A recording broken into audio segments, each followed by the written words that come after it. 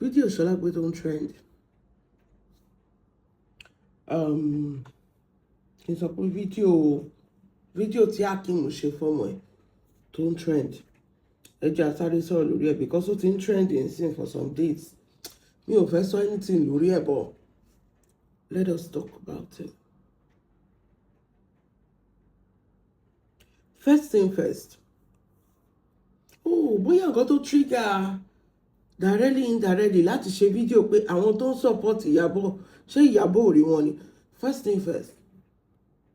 Nǹkan téèyàn bá gbìn ló máa ká o. Ṣé ń gbọ́ mi?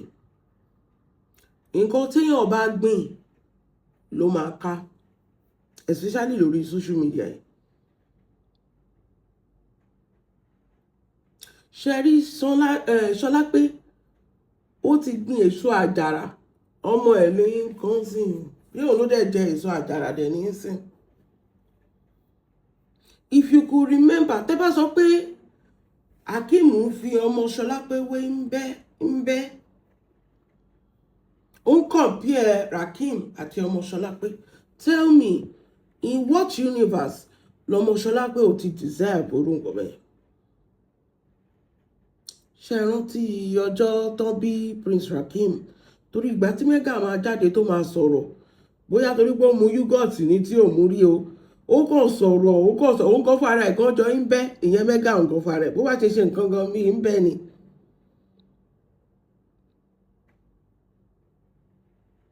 She doesn't even understand. Sometimes when Mega talk, I just look at her like, are you normal? Is there anything that wọ́n ṣe fún ọmọ Lizzy lórí social media tí ò deserve? No, look at it. Let's look at it from that angle. Kéèyàn máa bully ọmọdé is very, very wrong. Do you know how many children Lizzy ò pè wọ́n níbẹ̀ o? Ó ń lu ṣẹ́rẹ́ lé wọn lórí pọ̀ táwọn máa kú ni o. Ó ń pe orúkọ wọn pè ṣẹ̀dá wọn pọ̀ táwọn máa kú ni o. Has anybody ever done that to Lizzy's child before? Wọ́n ya fọ́tò ọmọ Lizzy pẹ̀lú court case. Ẹ wo bó ṣe ń gbó bí ajá. Wọ́n ò bully ọmọ yẹn o.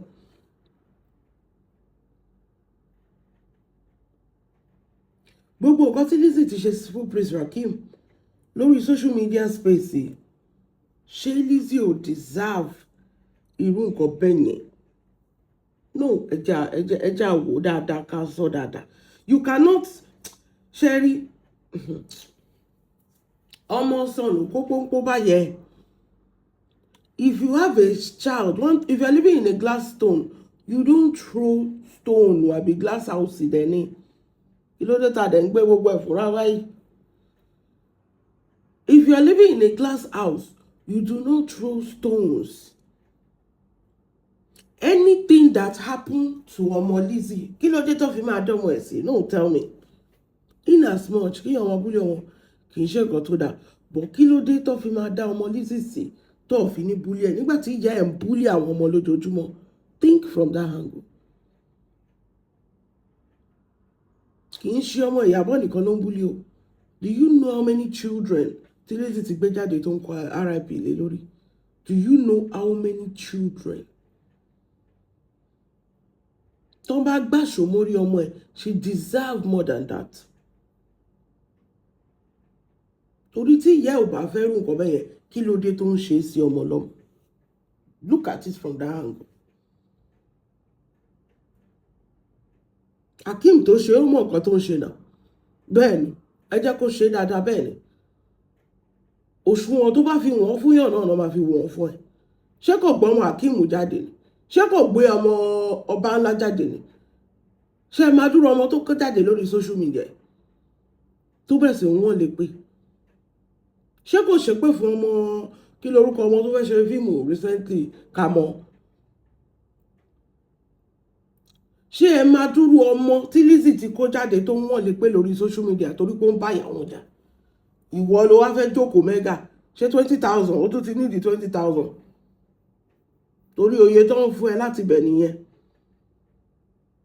You this unstable element. Ó tún ti nídìí owó ìwọ àti mọ̀mọ́ ìkànnì yín. bẹ́ẹ̀ ṣe máa ṣe bálabàlá bí okùn ẹ̀rọ káàkiri nìyẹn. Nobody is going to caution Hakeem. Bam, that is a fact.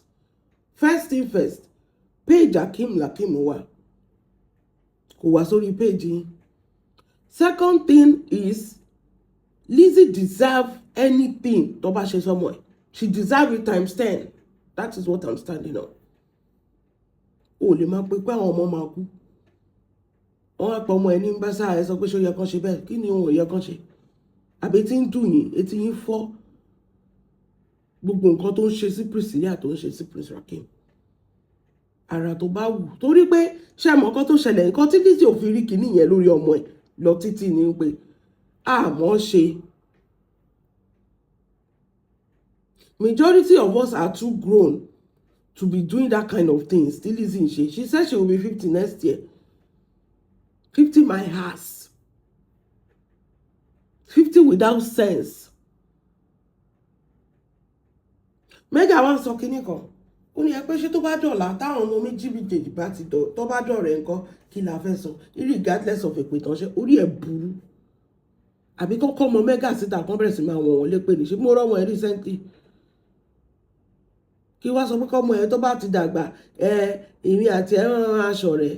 Irọ́ lásán ni Lizzy pa ọmọ ẹ̀ tó bú sẹ́kún 20,000 ló lóun fún ẹ tó parọ́ ọmọ ẹ̀ pọ̀ fún ẹ ní 1 million.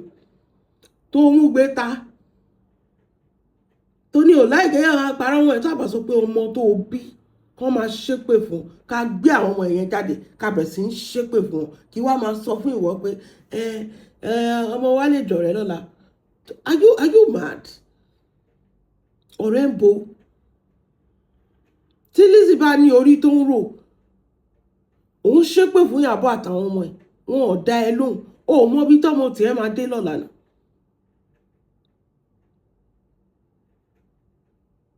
Ó ti bá yí ọmọ yẹn jẹ́ kí ọmọ yẹn tó dàgbà. That is a fact. Èpè tó ń ṣe fún àwọn èèyàn wọ́n ń dá padà sórí ọmọ ẹ̀. O lè má rí online bó iṣẹ́ tó ń ṣe lábẹ́ Lizzy. Orí ọmọ yẹn ó ti fi gbà bọ̀dẹ̀ ó ti gbà kì í ṣe pé kinní is the truth. Ìwọ lè má rí torí pé orí ẹ̀ ò pé.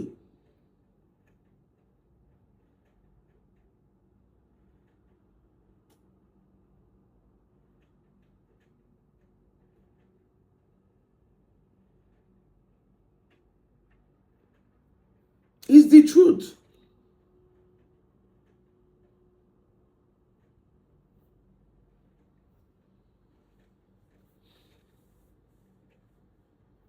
That's just it.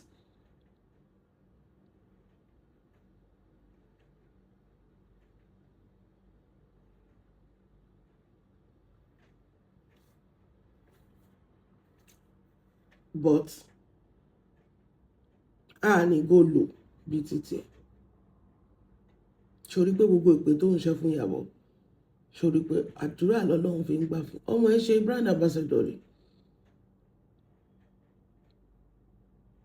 Ṣé ọmọ ẹ̀ ṣó ṣe brand ambassador rẹ̀? Wo Rakeem 2 pampers 2 diaper wọ́n tún fún ní 10% discount torí pé Rakeem is involved. Ṣé ọmọ ẹ̀ ṣe brand ambassador rẹ̀?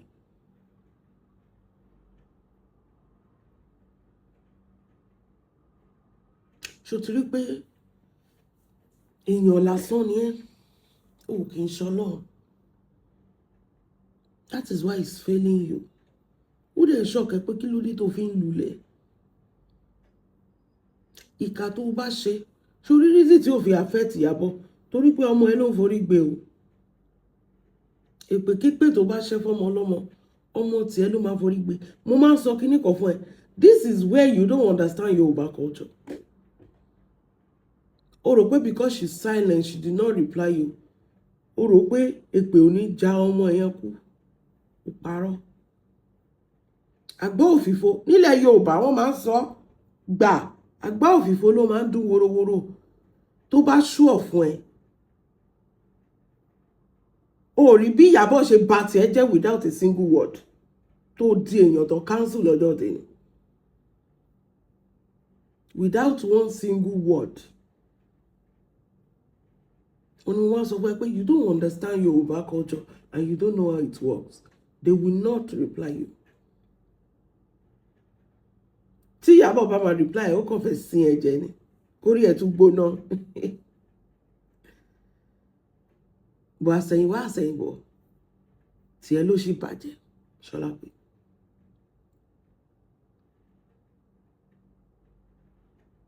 Anybody come up with here. No, ọmọ òjò ọmọ lọ. Every day ní Ṣọlápé sọ pé wọ́n máa fojú sunkún ọ̀tá ọmọ yẹn. Every day. Ìwọ mega oní yúgọ̀tì sọnù. Tẹ́ bá ti ń jẹun lẹ́ẹ̀kì ń lọ́pọlọ mọ́. You sat down there, you're telling us, Yakim, you're not supposed to do that. The girl is not an imbecile. Tó bá jẹ́ pé kó ọmọ tiẹ̀ náà jáde. Kí n lu ṣẹ́rẹ́ lórí ọmọ ẹ lórí life. I hope you will be able to return that energy. You don't understand what people are going through until when it's yours.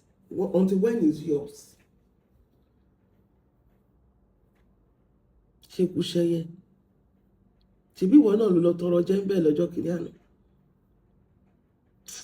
Shame on you people. Ẹ má bà Lizzy Kanu kò deserve ẹ̀, ọmọ ẹ̀gbọ́n ò deserve ẹ̀. In as much táwọn ò lè ṣe, ẹ jẹ́ káwọn tó lè ṣe ẹ jẹ́ kán ṣe. That is my verdict on it. In as much, we cannot be watching Lizzy. Tí àwọn tó lè ṣe, àwọn ò lè ṣe torí pé àti ju gbogbo yẹn lọ ni. Èyàn ò lè máa gbọ́ ọmọ kékeré. Ṣé tí Lizzy bá ní ọpọlọ tó dẹ̀ gánú ayé as usual, wàá máa ṣépè fún ọmọ kékeré. Kèbí reason tó fi hide ojú ọmọ yẹn nìyẹn ti náà. Lizzy tó ń pariwo pé káwọn Tanzania kan lọ ṣe DNA, mi mọ̀ bí ọmọ Lizzy sọnù ni tó ń wọ́ ọmọ tiẹ̀ tó ń sọ pé kán lọ ṣe DNA Prince Rakim. Ọmọ ẹ sọnù, you lose pikin. Is that not part of bully? Lizzy tó ń ṣépè fún Tanzania. Mega tí bá gbé ọkọ tiẹ̀ jáde ní ìtẹnikọ́mọ ẹ̀ kí bẹ̀rẹ̀ sí ń ṣépè fọkọ ẹ̀ ńkọ́. Kí bẹ̀rẹ̀ sí sọ pé ọkọ ẹ̀ máa kú kú òjijì.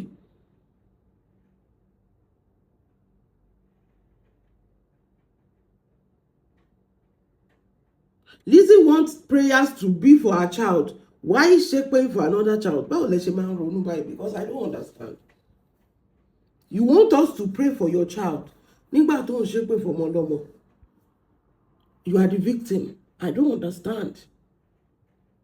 Anything that will make you reduce yourself to the point that you are shaping for a small child. Lizzy, you are no more the victim.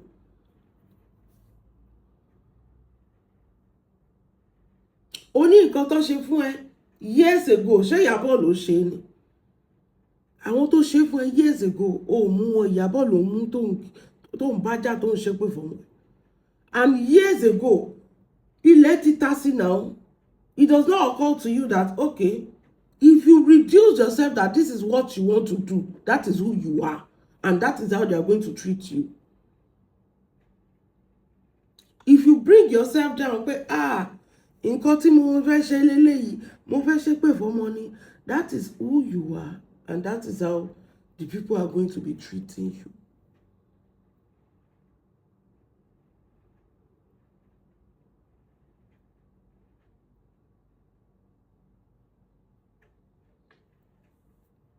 Nobody is bigger than anybody. If Iyabo is not saying it, some people will say it.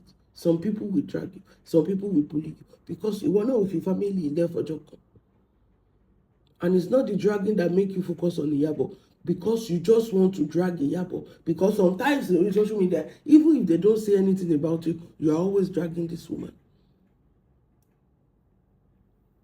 Even if they don't say anything about you,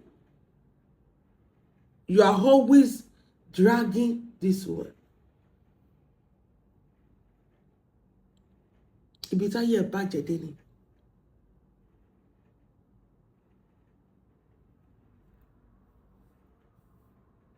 Kí ló ń ṣe?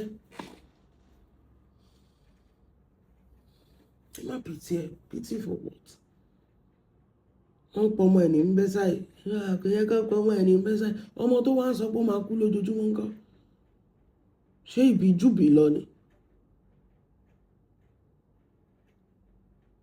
Ṣé ìbí júbì lọ ni?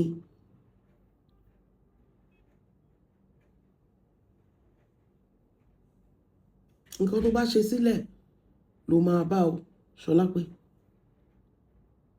Nǹkan tó bá ṣe sílẹ̀ ló máa bá.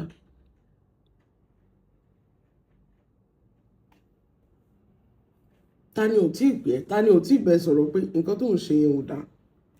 Stop all this nonsense you are doing. Kí ló fẹ́? Olóòfẹ́ nǹkan kan, ó ní òkàn fẹ́ máa búlí àwọn fámìlì yìí lọ ni. Báwo náà ṣe máa wá fi ẹ́ sílẹ̀? Kọ́ má sọ̀rọ̀ ọmọ ẹ̀. Ṣé kò sọ̀rọ̀ ọmọ Prince Hakeem? Kọ́ fọmọ ẹ̀ lẹ̀. Kọ́ má sọ̀rọ̀ ọmọ ẹ̀ o. Kọ́ fọmọ ẹ̀, wọ́n á ṣe fọmọ ti ẹ̀ lẹ̀. Orí ọmọ ẹ̀ lórí méjì àbí? If you pray for other people's children, Ṣọlápé, you are so dumb for you to understand. We go pray for your own children too. Bẹ́ẹ̀ni, if you ṣépè for other people's children, we go ṣépè for your own child too. Ẹ̀yin tẹ̀ ṣe ń sunkún Florida. Gbogbo àwọn eléyìí tí láti gan kó wá gan gbogbo wọn náà wọ́n lè pè tán kọ RIP sí lórí lójoojúmọ́. Tí mo kà. Dórí ọmọ láti tó kó wá sínú ilé yẹn, gbogbo wọn náà dórí Àríkẹ́ gan náà kọ RIP lé lórí. Pé wọ́n máa fojú sunkún wọn. Because you are a person that doesn't know when to stop. You want to be treated fairly. Are you treating people fairly? You want to be treated fairly, but are you treating people fairly? Báwo ló ṣe ń treat àwọn èèyàn?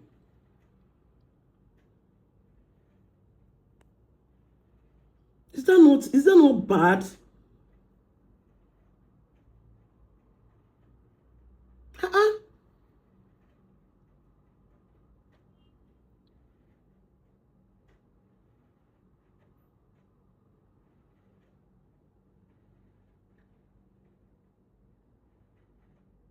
What is wrong with you? Eléyìí á pè ẹ́ abẹ́ sọ, wà ní ara o, ó máa jàkú ni. Eléyìí máa pè ẹ́ abẹ́ sọ, wà nínú o, ó máa jàkú ni. Wọ́n máa búlí àwọn èèyàn, búlí. Ọmọ ọba ńlá ẹ̀ rí nǹkan tó ń kọ tó ṣépè fáwọn ọmọ ọba ńlá ni. Ojú tiẹ̀ fọ́ mẹ́gà ni. Tó bá yẹ pé ó include àwọn ọmọ ẹ̀ síbẹ̀, mo lè bá include wọn. Bẹ́ẹ̀ ni, mo lè bá include. Mo ṣe mọ̀ pé Ṣọlápé yìí sì gan, mo lè trigger Ṣọlápé tó fi máa gbá àwọn ọmọ ẹ̀ ṣépè. Bẹ́ẹ̀ ni. So that you will know how it feels lára. O dẹ̀ ń pẹ́ bẹnu jẹ́. Mo lè trigger Ṣọlápé tó máa máa ọmọ ẹ̀ tó máa ṣépè fún wọn. Ṣé bó sọ pé orí ẹ̀ ò fẹ́ pé? Dáradára kàtíà. Tára ò bá gbà gbójú, gbalẹ́sà gbójú kò gbójú ẹ̀ kúrò ńbẹ̀, wọn ò mú ẹ sí. But don't come out and paint Hakeem as if he's the devil. It's not.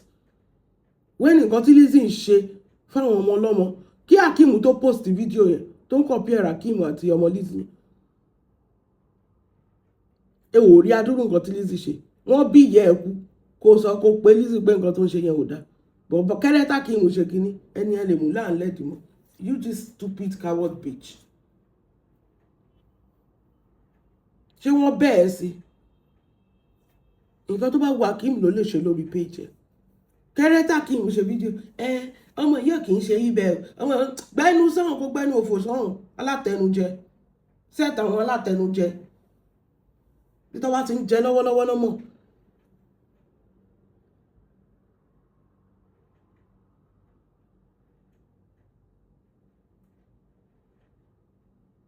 Nǹkan tó bá ń jẹ lẹ́nu lọ́wọ́lọ́wọ́ náà mọ̀.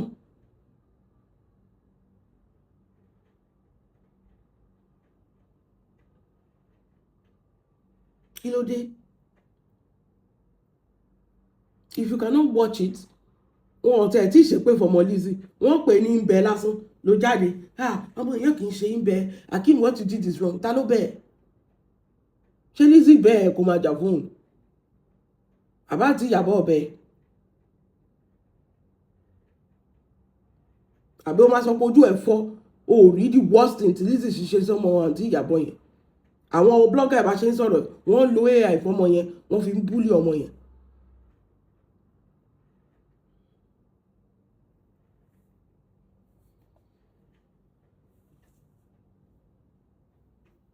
wọ́n lo AI wọ́n fi ń búlì ọmọ yẹn ojú ẹ̀ fọ́n gbogbo ìgbà yẹn you pretended as if ṣe orí kan ju orí kan lọ ni. wọ́n bá ti wá bú ọmọ Lizzy ẹ wá gbọ́n jáde kò yẹ kán ṣe bẹ́ẹ̀ yẹn fọmọ tiẹ̀ Akeem kan tó ṣe orí ẹ̀ burú ok Akeem bọ́ ọmọ mẹ́gà síbẹ̀ let them bully your child for you to know how it feels. jẹ́ kó kọ́ ọmọ tiẹ̀ náà síbẹ̀ wọ́n bẹ̀rẹ̀ sí máa lu ṣẹ́rẹ́ lé wọn lórí ká máa kọ́ RIP lórí ọmọ tiẹ̀ maybe you will like it ẹ máa gbọ́rọ̀ òpònú tí díẹ̀ tẹ̀ ń sọ wọ́n sọ pé àwọn ọmọ yẹn lè dọ̀rẹ́ lọ́la ọ̀rọ̀ rẹ̀ láǹsọ yìí kí ni wọ́n fẹ́ lọ ṣọ̀rẹ́ fún olóríire ò lè pàdé olórí burúkú láíláì ó ṣe lọ sọ yẹn fún Lizzy tó ń ṣépè pé ọ̀tá ọmọ kan máa kú tó bá mọ̀ pé ọmọ kan máa dọ̀rẹ́ lọ́la kí ló dé tó ń ṣépè pé ọ̀tá ọmọ kan máa kú wọ́n lè dọ̀rẹ́ lọ́la wọ́n lè dọ̀rẹ́ lọ́la Lizzy ṣépè pé ọ̀tá àwọn ọmọ yẹn máa kú dànù ó dẹ̀ jókòó síbẹ̀ yẹn ó ní ẹni tó ń pè níbẹ̀ ẹni yẹn ti sọ̀rọ̀ àsọjù ṣó gbádùn ṣá torí bó ṣe rí ẹlẹ́sìn ẹlẹ́tẹ̀ wo a máa yọ ọmọ Lizzy kúrò ń bẹ a máa gbé àwọn ọmọ ẹ̀ sí a máa pè wọ́n níbẹ̀ a máa kọ́ RIP lé wọn lórí mo fẹ́ wò bóyá o máa keep the same energy mo fẹ́ wò ẹ̀yin tẹ́ ń support Lizzy ẹ̀yin alátẹnujẹ ìtorí àtẹnujẹ ló ṣe lọ́n support Lizzy if you cannot take it leave the place but you can take it when Lizzy is ṣépè for Prince Rakeem lójoojúmọ́ ojoojúmọ́ ni o ojoojúmọ́ ni ló ń ṣépè fún Priscilla ló ń ṣépè fún Rakeem tó tún ṣépè fún Uju Majux gbogbo yẹn dá lójú tiẹ̀ àbí o lè sáré ṣe kí níyẹn fún ẹ̀wẹ̀rẹ̀ gan wà bí o màá ṣe ju Lizzy lọ ṣé Lizzy rògbò mi pè ṣẹ́ ni màá sáré gbé ọmọ tiẹ̀ máa ṣépè fún ṣẹrẹṣẹrẹṣẹrẹ wàá máa domi lójú ni pé kí ló dé kí lọmọ yìí ṣe then you will understand báwo ló ṣe máa pìtì ọmọ Lizzy if you cannot take it if you cannot take the heat get out of the kitchen tó bá rí ibi tí Akeem ti ń sọ pé ń bẹ lọmọ yẹn ìwọ kúrò ń bẹ because if you think about it ṣé Lizzy ò deserve ẹni nobody should come here and be playing pity party or pity card for Lizzy nobody tó bá mọ̀ pé òfẹ́ kan substitute ọmọ ẹ̀ fún ọmọ Lizzy don't come here and play pity party torí gbogbo èpè tí Lizzy ń ṣẹ́ fún Prince Rakeem mega má jẹ́ sọ pé ó máa jẹ́ tàwọn ọmọ ẹ̀ o kó o ṣàmì àdúrà torí pé wọ́n fẹ́ ṣọ̀rẹ́ lọ́la gbogbo èpè tí Lizzy ń ṣẹ́ fún ọmọ Prince Rakeem Priscilla àti Juma àti Festus ó lè jẹ́ ti ọmọ ẹ̀ kó jẹ́ ti ẹ̀ kó jẹ́ tàwọn ọmọ ẹ̀ tó sọ pé orí ẹ̀ burú ni you don't know when to keep quiet ṣé gbogbo nǹkan ló gbọ́dọ̀ dá sí ni ṣé ó ṣe èrè ni àbáyé ń ṣe ẹ́ ìwọ làwọ́ kò tẹ́ wà mí náà wípé o máa fojú sunkún àwọn ọmọ ẹ̀ wípé o máa mọ sàárè wọn ìwọ làwọ́ kò tẹ́ wà mí náà ọ̀rọ̀ rẹ̀ náà sọ ń sìn ni onítìyàwó bá ń jà wọ́n sọ fún ẹ pé Lizzy ń bá Ìyábọ̀ jà ni ṣé irú ìjà wo lẹ lè máa jà kéèyàn kan sọ pé o máa fojú sunkún ọmọ ẹ̀ àtọmọ ọmọ ẹ̀ this stupid guy is telling us about kinní kan wọ́n lè dọ̀rẹ́ lọ́la ó ṣí èrè ni ó jáwèrè ni láwọ́ kó ṣàmì kó gbé tó àdúrà mi ó ní wọ́n lè bú ìyá wọn torí pé ìyá wọn méjèèjì ń jà ṣé Lizzy bá ẹ̀ mú ní ṣeréṣeré tó ń sọ pé ọ̀tá ọmọ kan máa kú ẹ wo bẹ́ẹ̀ ṣe máa ń ronú ná who married you people èèyàn kan ló dẹ̀ fẹ́ ru mẹ́gà yẹn láyò wàá ti mọ̀ pé bórí ẹ̀ ṣe dọ́ta lórí àwọn ọmọ ẹ̀ ṣe máa dọ́ta look at the way you think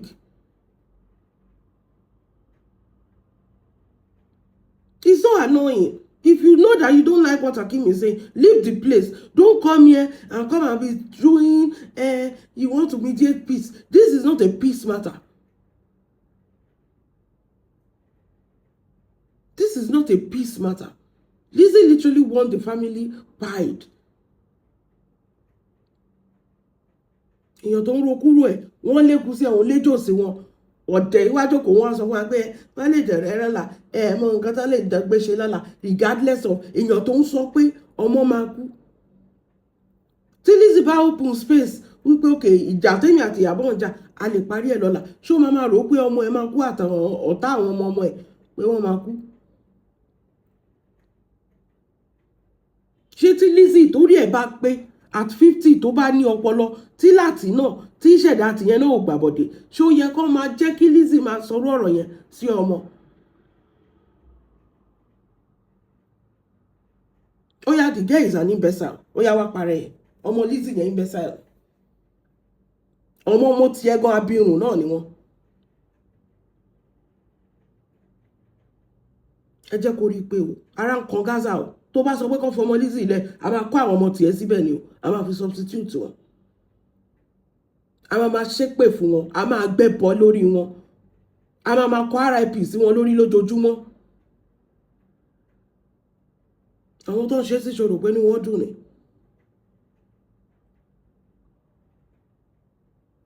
àwọn tó ń ṣe sí ṣòro pé ní wọ́n dùn ni. tí Lizzy ò bá gbé ọmọ ọlọ́mọ ṣépè pé ọ̀tá ẹ̀ máa kú ṣé wọ́n máa kọ́ yín bẹ́ẹ̀ sórí ọmọ tiẹ̀ ni. àbí what is the genesis of all these things? tí ò bá máa ṣépè pé ọ̀tá Priscilla àti Prince Rakeem máa kú ṣé wọ́n máa kọ́ yín bẹ́ẹ̀ sórí ọmọ ẹ̀ ni. Why can't you people go to the genesis of the problem? àbúrò àti Ìyábọ̀ tó gbọ́ ọmọ ṣépè rí ọ̀dẹ̀ alátẹnujẹ wọn sọ fún pé kì í ṣe pé torí anything no it's just torí something ni ẹ máa lọ́bì ayé yín ti bàjẹ́ ìyàwó ilé for that matter ó ní ibi tóun bá ti sọ pé ẹ káàárọ̀ kò ń kí wọn kí ẹ káalẹ́ kíníkan ayé ẹ ti bàjẹ́ ó rí pé wọ́n gbé 20,000 lé ẹ lọ́wọ́ obóyin ṣùkẹ́ olóṣì ó rí pé wọ́n gbé 20,000 lé ẹ lọ́wọ́ wọ́n fún ọmọ ẹ 20,000 wọ́n dẹ̀ báyé ẹ jẹ́ Tọ́pẹ́ Tẹ́mù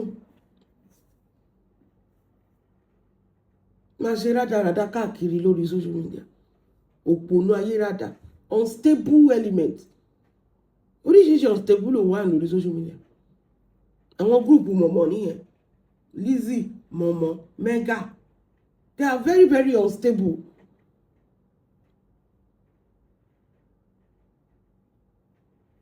Anything tí orí ọmọ Lizzy bá lè gbà ní kó gbà nǹkan tí ìyá ẹ̀ fẹ́ kórí ẹ̀ máa gbà nìyẹn tí ìyá ẹ̀ bá ń gbàdúrà fọmọ ọlọ́mọ àdúrà náà làwọn náà máa gbà fọmọ Lizzy bọ̀ nísìnyí tí ìyá ẹ̀ sọ pé pè lòun fẹ́ máa ṣe fọmọ ọlọ́mọ orí ọmọ Lizzy máa gbèpè kú ní ẹ gbàgbé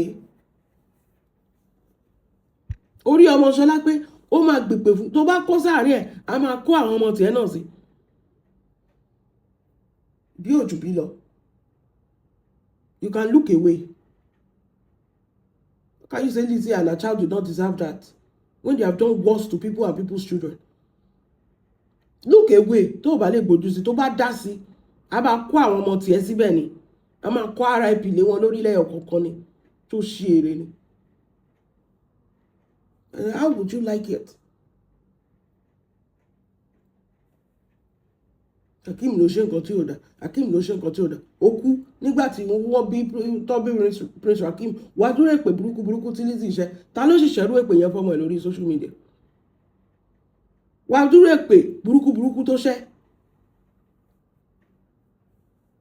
àṣẹ̀yìn wá àṣẹ̀yìn bọ̀ orí ọmọ ẹ̀ ṣe Fayat ní àbí kí lórúkọ ọmọ ẹ̀ orí ẹ̀kọ́ ló fi ń gbé èpè tí ìyá ẹ̀ bá ṣẹ́ orí ẹ̀ ló máa fi gbé generational curse yín nìyẹn nu lẹ́yìn ìyá ẹ̀ ló di ẹrù èpè ìyá ẹ̀ ló ṣe kí ni ló di ẹrù èpè ìwọ ló máa forí gbé pẹ̀lú ògo Ọlọ́run ìmọ̀rújà tẹ́ ń dà wọ́n á dín kan wọ́n máa kú ìpònú yẹn wá jókòó tí mo yúgọ̀tù tó bá ti mú tó bá ti ń jẹun báyìí wọn ò gbọ́n mọ́ memorization náà ni ó fẹ́ padà ni alákọ̀ọ́rí ẹ̀dá memorization wo tó bá tún dá sí ibi tó bá ti ń ṣépè fún Florida tó bá dá sí a máa substitute àwọn ọmọ ẹ̀ fún ni a máa substitute àwọn ọmọ ẹ̀ ìkànnì méjèèjì ló máa gbà jẹ́ kọ́kọ́ ọmọ ẹ síbẹ̀ náà kọ́ ṣe díẹ̀ kọ́ ṣe rèpè ráńpẹ́ fọ́mọ ẹ. Must you talk? èyí tẹ́ ẹ̀ gbádùn ẹ ti pa sán ayé lórí burúkú torí àtẹnujẹ tó lọ́n ṣe gbẹrunization pẹ̀lú bá bí wọ́n máa ṣe bá tiẹ̀ jẹ́ tó.